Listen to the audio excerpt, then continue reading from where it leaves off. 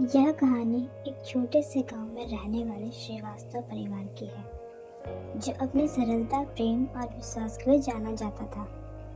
इस परिवार में कुल 5 सदस्य थे। रामलाल जी, उनकी पत्नी सविता देवी और उनके 3 बच्चे, बड़ी बेटी सुमन, बेटा रोहित और सबसे छोटी बेटी पायल। यह परिवार साधारण जीवन जीता था, लेकिन उनके बीच का प्रेम और आपसी समझ उन्हें सबसे खास बनाती थी।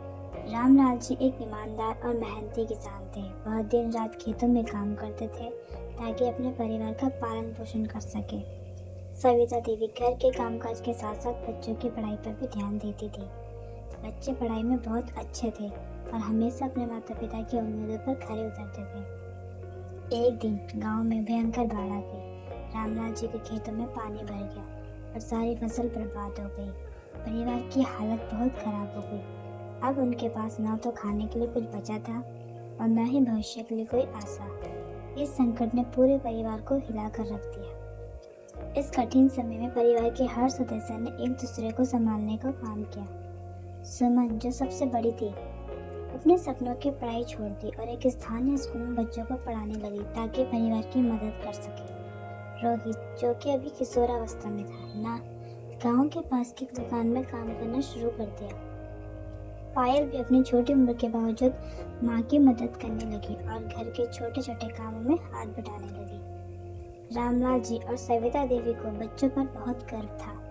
उन्होंने कभी नहीं सोचा था कि उनके बच्चे इतनी कम उम्र में इतनी समझदारी और जिम्मेदारी दिखाएंगे। रामलाल जी ने भी हार नहीं मानी और फिर खेतों को तैयार करने में जुट गए। पूरे परिवार ने मिलकर संकट का सामना किया। धीरे धीरे परिस्थितियां सुधरने लगी।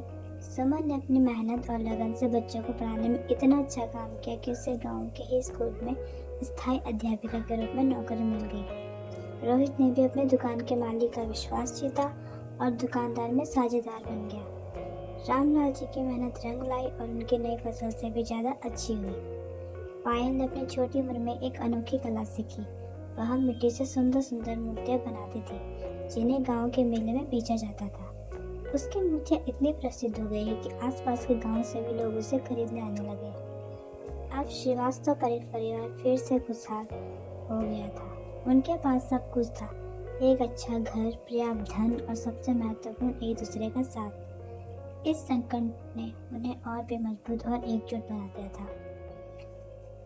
इस कहानी से यह सीखने को मिलता है कि परिवार में प्रेम, विश्वास और एकता हो तो किसी भी मुसीबत का सामना किया जा सकता है। श्रीवास्तव परिवार ने न केवल कठिनाइयों का सामना किया, बल्कि उससे उभरकर और भी मजबूत हो गई। उनके जीवन की यह कहानी आज भी गांव के लोगों के बीच एक प्रेरणा बनी हुई है, जो यह बताती है कि असली खुशी पैसे में नहीं, बल्कि अपने के साथ और उनके प्यार में होती है। यह कहानी केवल एक परिवार की नहीं, बल्कि हर उस परिवार की है जो एकता और प्रेम से जीता है।